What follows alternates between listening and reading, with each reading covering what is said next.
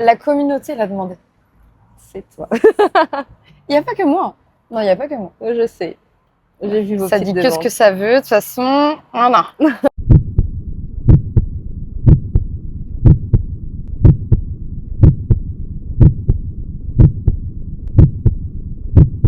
Bonjour tout le monde et bienvenue dans l'épisode 8 de No BPM Just Truth.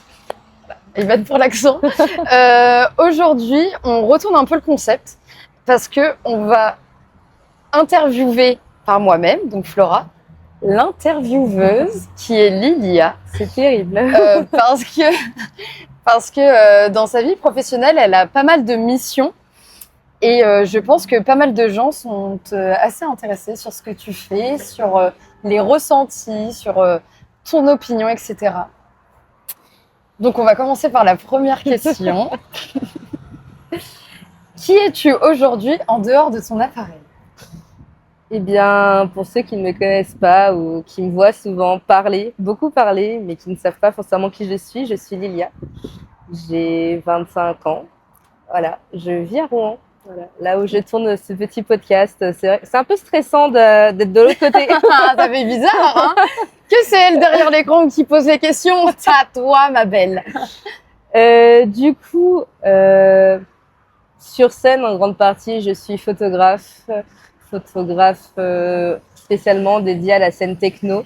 Je travaille avec le collectif Mose. J'ai pu interviewer jusqu'à maintenant 2 personnes, aka G-Way et Juventin, et quelqu'un qui est un peu derrière. Vous le verrez très bientôt, dans tous les cas. Et ça fait combien de temps que tu es à Mose? Ça fait combien de temps que je travaille avec la scène tout court? Oui, avec la scène tout court. Tu as commencé avec Mose, en fait. Ouais, depuis septembre 2025. Ça fait même pas un an. C'est beau. Et ça passe si vite. Vraiment, j'ai l'impression que je les connais depuis si longtemps. Mais non, que depuis septembre 2025. Et par pur hasard, foncièrement. Parce que après, il y en a un que tu connais depuis longtemps. C'était via G-Way, en fait. Si vous avez suivi la team, vous devez le savoir. C'était via G-Way, surtout. Parce que avec lui, on se connaît depuis le collège. On s'est retrouvés sur Rouen. Et j'ai vu qu'il mixait et tout ça. Et je suis allée à une de ses soirées et tout ça. Où tu n'étais pas, d'ailleurs. Et je suis là avec les autres. C'est pas faux. Et je l'ai vu qu'il n'y avait pas de photographe, il n'y avait pas de vidéaste et autres.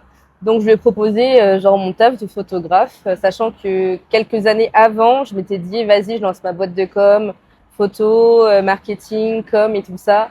Mais au final, manque de temps parce que j'avais un travail à temps plein à côté et pas de motivation, mais beaucoup de choses qui sont passées à ce moment-là ont fait que j'ai préféré arrêter.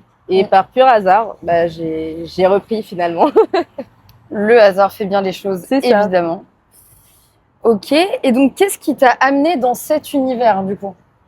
Pourquoi l'univers de la scène? Parce qu'en soi, être photographe, tu peux faire ouais, c'est vrai. C'est vrai, je peux être photographe animalier, photographe mariage ou autre. Pourquoi spécialement la techno et cette en scène en général? J'ai toujours été grande kiffeuse, comme dirait mon président. Kiffer les teams. J'ai toujours beaucoup aimé la techno, on va dire la musique électronique en général, que ce soit justement l'électro, la house, la dubstep ou autre. J'ai beaucoup aimé, ou j'ai commencé à plus aimer dernièrement maintenant. Et c'était vraiment sorti pour aider un pote.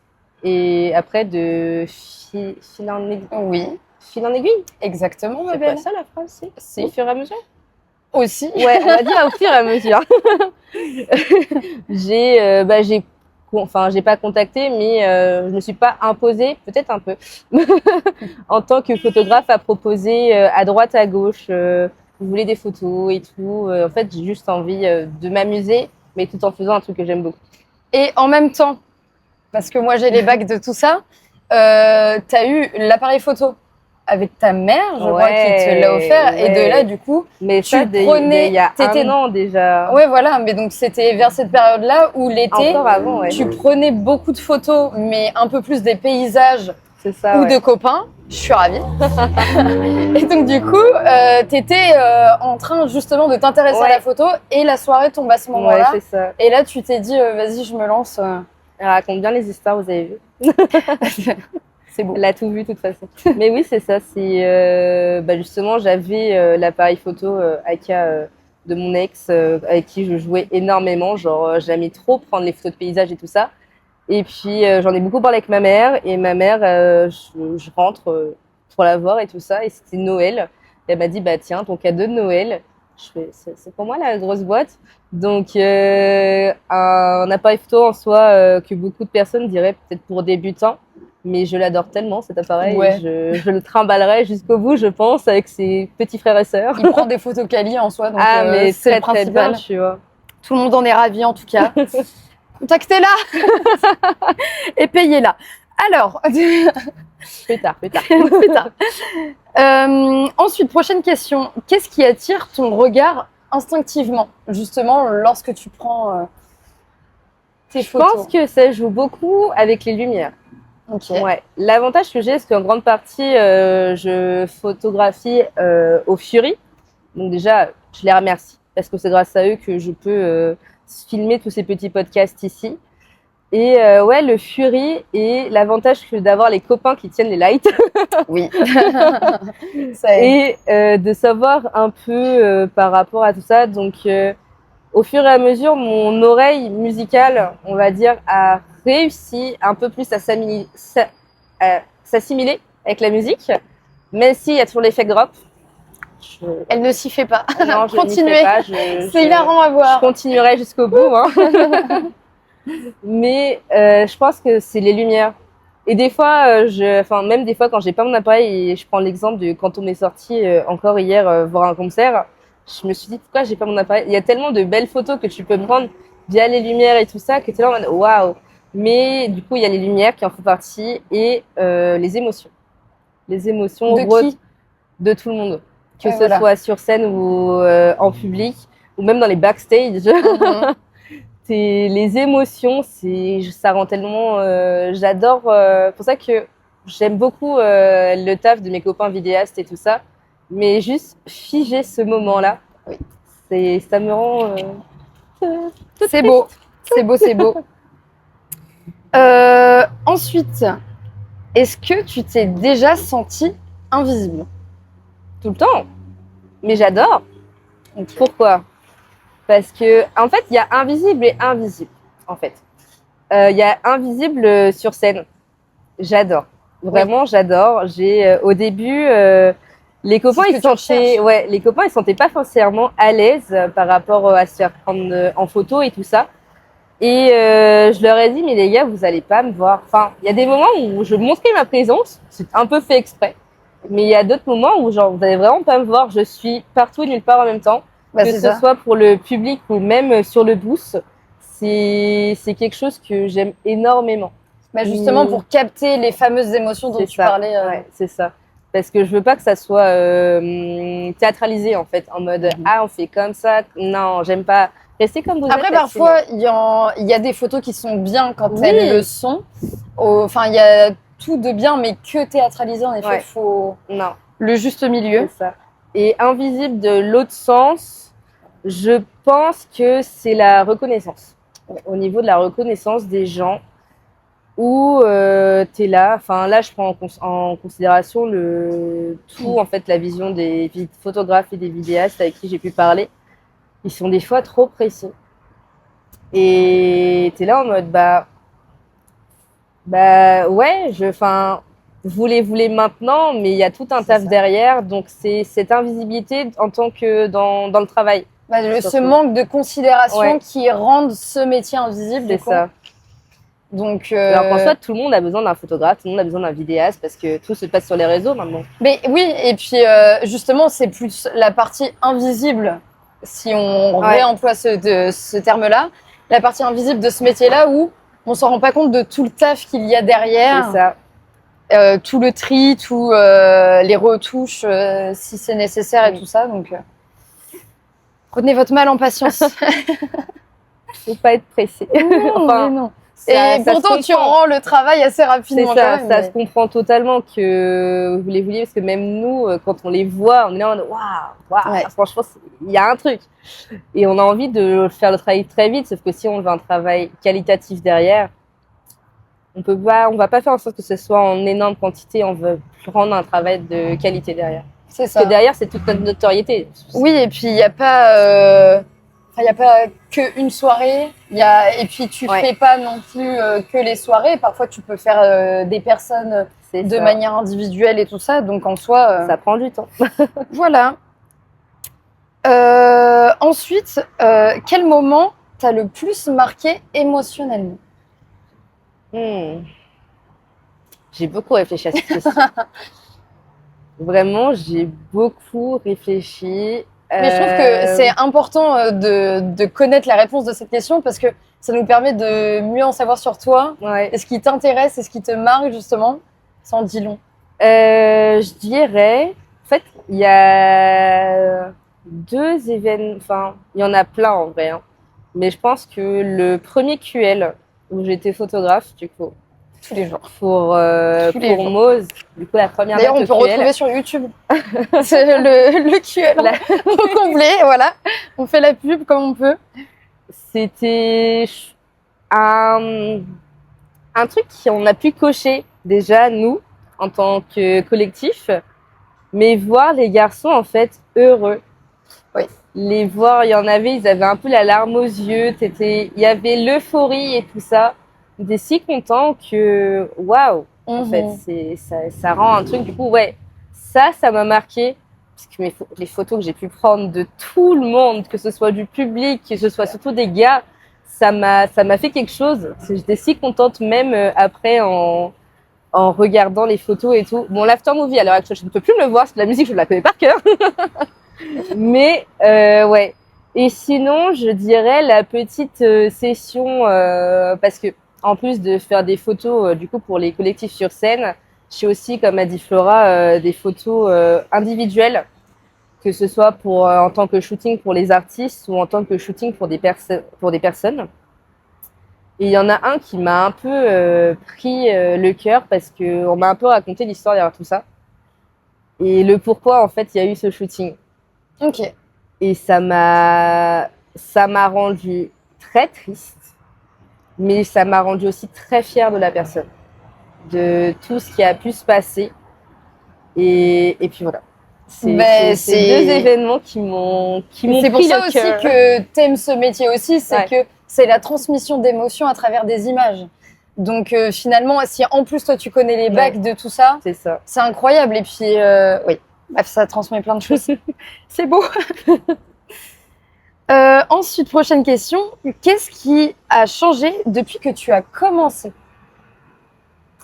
dans ce domaine plus de la nuit? Du coup, je crois que mon œil.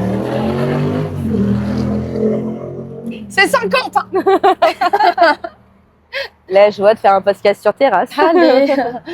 Je crois que c'est l'œil. L'œil, le fait de voir différentes choses de différentes manières. Ma façon j'avais une certaine manière de retoucher au début qui était très légère et maintenant je me vois un peu plus dans ce que j'ai envie de faire derrière. Donc je vois le chemin, en fait, l'évolution par rapport à ça. Ta DA. Ouais, c'est ça. La direction artistique, littéralement, en fait, que je souhaite moi personnellement déjà. Et qu'est-ce qui a pu changer? En soi, j'ai pu rencontrer tellement de personnes. Oui. Il y a 1 an encore, j'étais très dans mon petit cercle d'amis qui étaient pas, enfin beaucoup, mais pas sans trop non plus. Ce qu'il faut en fait. Sauf que ok, il y a tout ça, mais j'aime beaucoup en fait toutes les connaissances que j'ai pu faire. Oui. Ils m'ont tellement appris, tellement grandi. J'ai tellement pris aussi en confiance en moi. Oui. Et j'ai su m'imposer derrière tout ça que j'adore. Franchement, j'adore. Je pense que c'est lié aussi que tu prennes des acquis, t'as des compétences en plus, du coup t'as plus confiance en ta manière de travailler. ce qui du coup se répercute sur toi, de ta confiance en toi. Et donc, ce qui te permet aussi de plus oser, je pense, parce que tu dois te dire, Ça, je sais faire, je m'impose. C'était ma phrase de cette année, j'ai dit, il faut oser. Mais après, d'un autre côté, sachant que depuis que tu as commencé, mais en soi, si tu as commencé que depuis septembre, c'est déjà super, en fait, que tu as accompli depuis. Donc, fière de mon poussin, ça, je le dirais. Ensuite, qu'est-ce qui t'inquiète pour l'avenir? Beaucoup de choses. Oui, mais vas-y, on va cadrer dans le domaine toujours de ton métier. Ce qui va m'inquiéter, en soi, c'est pas enfin, si, c'est des inquiétudes, c'est beaucoup de comment ça va se passer, en fait. J'ai ce truc où je réfléchis énormément, je mets plein d'hypothèses. Oui. De la moins pire à la pire. Et j'ai toujours envie de voir toujours le positif des fois, mais il y a des moments où tu as beaucoup de négatifs qui ressortent et tu es en mode bon, du coup, je fais comment pour y parvenir? Donc, je saurais pas dire à l'heure actuelle qu'est-ce qui m'inquiète, mis à part dire tout, parce que en fait, c'est ce qui va m'inquiéter, c'est beaucoup le travail que j'ai avec les autres, si ça va toujours se passer bien et tout ça. Le fait de l'avenir, en fait, d'exporter ça. Donc, c'est plus en à titre personnel? Ouais, c'est ça. Oui. Ouais, c'est ça. C'est Et l'inquiétude. voir si ça va toujours marcher. Imaginons dans un an, est-ce que je serai encore photographe ou je serai totalement autre chose, tu vois? Oui. Ça a été un peu le dilemme dans tout mon parcours à moi. Ça a été je sors d'un bac S je fais une licence de chimie, une licence d'LEA après. Je suis en mode bon, je travaille pendant quasiment 2 ans dans un bar. Au final, je fais de la com. Ah non, photographe. En fait, c'est cette inquiétude qui, je sais pas, en fait, j'adore tellement tout, mais là, en fait, j'ai vraiment trouvé une énorme passion que j'ai pas envie d'arrêter. Il y a tellement de choses, en fait, à apprendre là-dedans. C'est ça. Que ça va faire que augmenter. Et ça va continuer. Donc, oui, voilà. Après, c'est petit à petit en te faisant les contacts, en prenant encore en acquis, en capacité, parce que de toute façon, tu évolueras toujours dans ce métier-là. Mais c'est connu, entre guillemets, pour être un peu un métier un peu instable en soi. Mais comme tu as dit, avec tout ton cursus et tes réorientations, en soi, tu oses te lancer. Donc là, tu as osé te lancer, ça te plaît, donc ça, c'est nickel. Mais donc, si tu continues à oser te lancer, je vois pas pourquoi ça fonctionnerait pas. Bah oui, parce que chaque fois que tu as osé, tu as su rebondir. Donc, mais j'entends. Mais donc, ce qui t'inquiète plus à l'avenir, c'est plus moi. Personnel, ouais, okay. C'est ça. Que tout le reste. Ok. En fait, il y a tellement d'ambition derrière que j'ai pas envie de me dire bon là j'arrête. D'ambition, d'investissement aussi. C'est un métier qui coûte très cher en plus. Donc c'est ouais. Ok.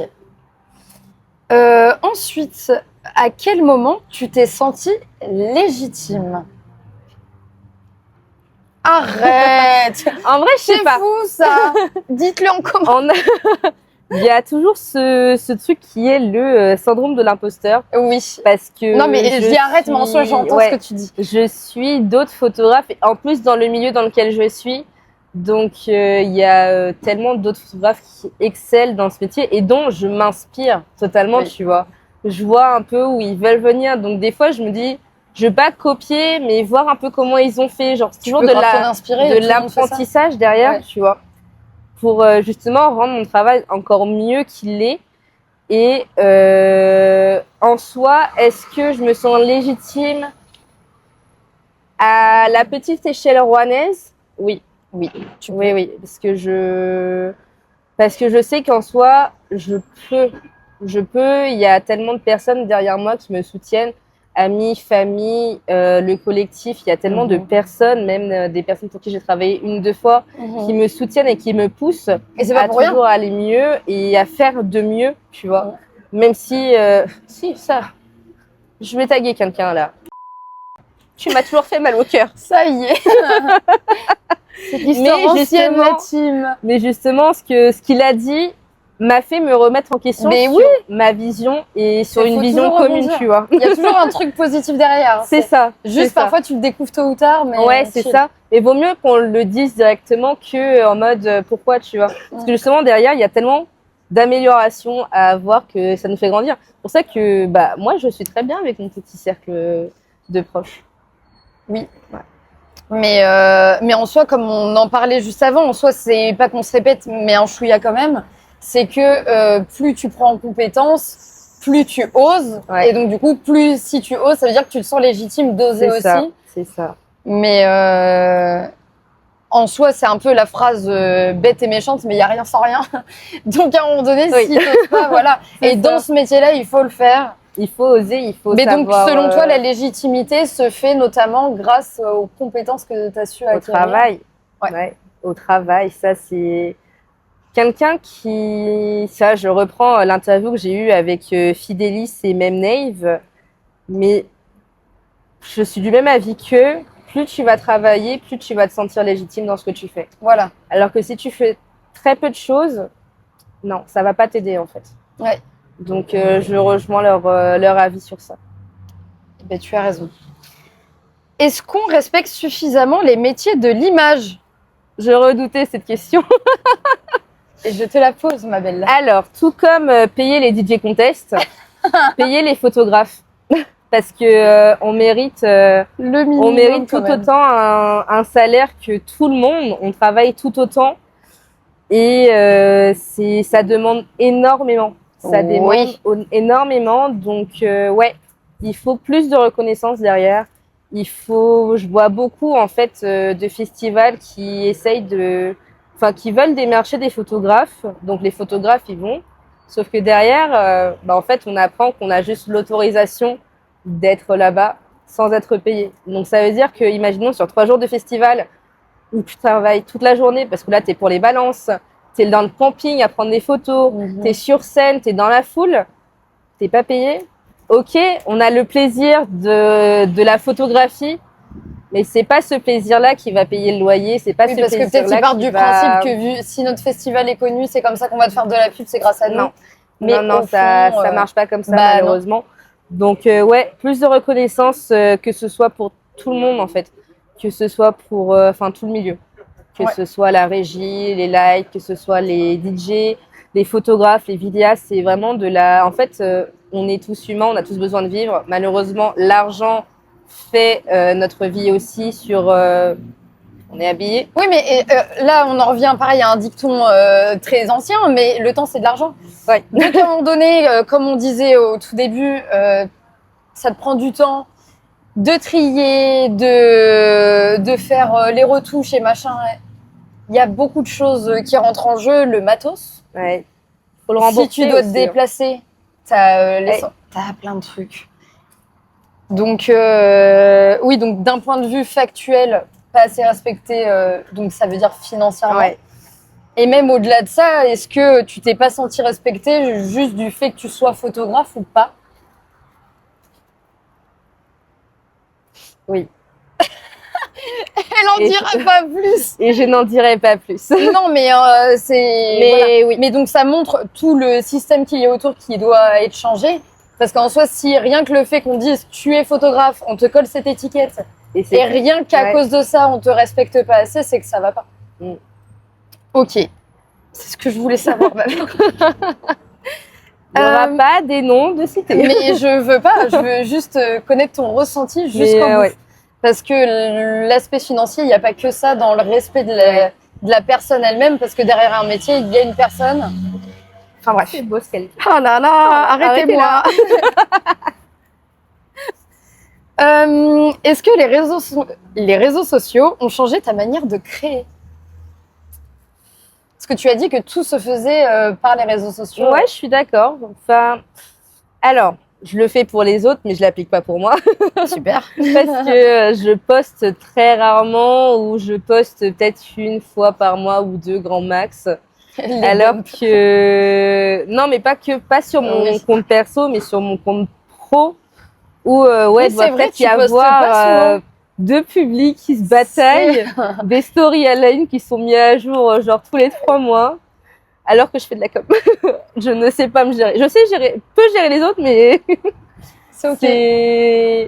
mais en soi, oui, parce que ça, en fait, je prends l'exemple où j'ai fait une stratégie dernièrement, une stratégie de com pour un restaurant et tout. Et enfin, tes réseaux sociaux, c'est là où les gens vont te rencontrer. Tu tapes photographe Rouen, tu vas avoir tous les noms de Rouen, tu vas regarder sur quoi tu te branches, tu vas avoir des noms et tout. Et en fait, tu vas voir la vitrine. Moi, tu regardes mon Instagram, la dernière publication, c'est Mose. Celle d'avant, c'est aussi Mose. J'ai fait des soirées entre eux, mais je n'en ai pas posté. Okay. Je suis tellement... Alors que c'est quelque chose qui peut t'aider, je le fais pas. Je suis bien dans mon petit coin. J'ai tellement de trucs à côté. Donc c'est volontaire? Ouais, enfin oui, non. Je pourrais prendre plus de temps pour ça, mais je le fais pas. Ok. Mais est-ce que du coup c'est un objectif à atteindre ou pas, de plus gérer un peu plus tes réseaux à toi plus que ceux des autres ou pas? Ou juste en vrai, mais... je devrais de ouf parce que ça pourrait m'apporter plus de visibilité et plus de personnes, que ce soit... Parce que là, le prochain objectif que moi j'ai, c'est de viser Paris en tant que photographe. Oui. Donc, ouais, ça, c'est un truc que j'avais prévu déjà de faire, mettre à jour mon portfolio, le mettre sur un site, vraiment faire quelque chose de propre pour justement commencer à m'exporter là-bas. Parce que là-bas, il y a plein de scènes qui m'intéressent aussi. Donc, ouais. Évidemment. Et ok, mais donc du coup, là, tu parles plus de tes réseaux sociaux à toi. Ouais. Mais moi, je veux savoir aussi, est-ce que les réseaux sociaux ont changé ta manière de créer, mais plus par rapport à la DA des autres? Ça veut dire que toi, en tant que photographe, tu as ta propre DA, que les gens disent j'aime bien ta DA, donc je te book toi. Mais est-ce que parfois tu t'adaptes plus à la DA des autres? Est-ce que parfois tu changes quand même ta DA pour t'adapter aux réseaux sociaux des autres? Je peux m'adapter. Ok. Mais il y aura toujours ma patte. Évidemment. Okay. Ça, c'est...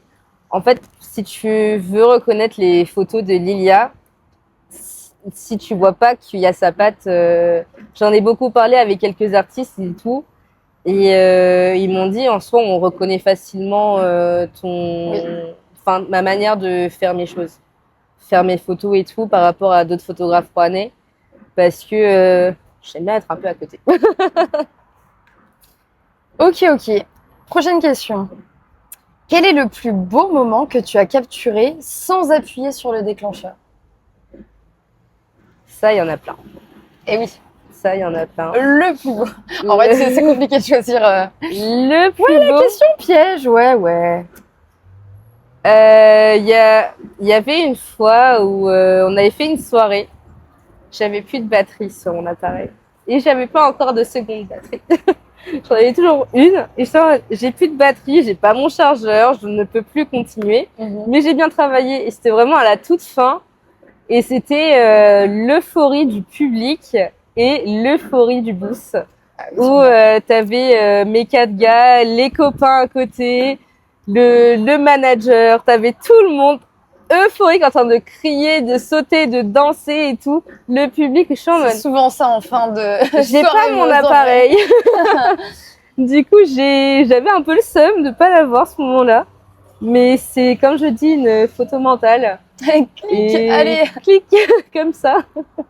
Mais c'est vraiment l'euphorie. C'est un truc que je répète, que je continue à répéter. Hein. Mais la synergie de tout ce beau monde, finalement, qui va en faire de la buée jusqu'aux vitres du Fury. Mais ouais, c'est beau. C'est ce moment-là. Ok. Ensuite, dernière question. Oh là.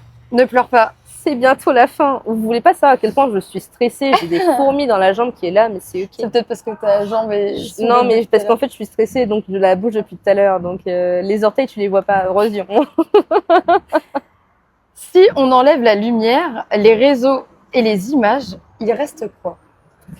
Il reste un petit bout de femme du nom de Lilia qui range ses affaires tranquillement. Magnifique au passage. qui range ses affaires, dit au revoir à tout le monde, raccompagne Flora pour pas qu'elle rentre toute seule. Et c'est pour ça qu'on l'aime. Raccompagnez vos potes. Putain, merde. Oui, on sait jamais ce qui peut se passer. En effet. Et qui rentre chez elle, retrouve son petit chien, son frère, comme ça, sur le lit. Mais et qui reprend sa vie finalement, parce que le lendemain, c'est autre chose. C'est plus les lumières, c'est plus l'euphorie, c'est plus tout le bruit. C'est le bruit de l'ordinateur et de la corbeille. Mais parfois, ça fait du bien. Ça fait du bien. C'est ce que t'aimes bien aussi dans ce métier-là, je pense. C'est beaucoup de. Il y a des moments de calme. Voilà. Ouais. J'adore mes moments d'euphorie avec ce gros boum boum, ce gros ce gros bruit, mais rentrer chez soi et juste ne rien entendre après son chien râler parce qu'elle a encore faim. J'aime beaucoup. Il y a pire. Ok. Je sais pas comment tu clôtures tes vidéos, mais en tout cas, des bisous les chouquettes. Prenez soin de vous. Et puis vivement d'autres épisodes et soutenez les personnes qui méritent d'être soutenues. Love. Des bisous, à bientôt pour un prochain épisode.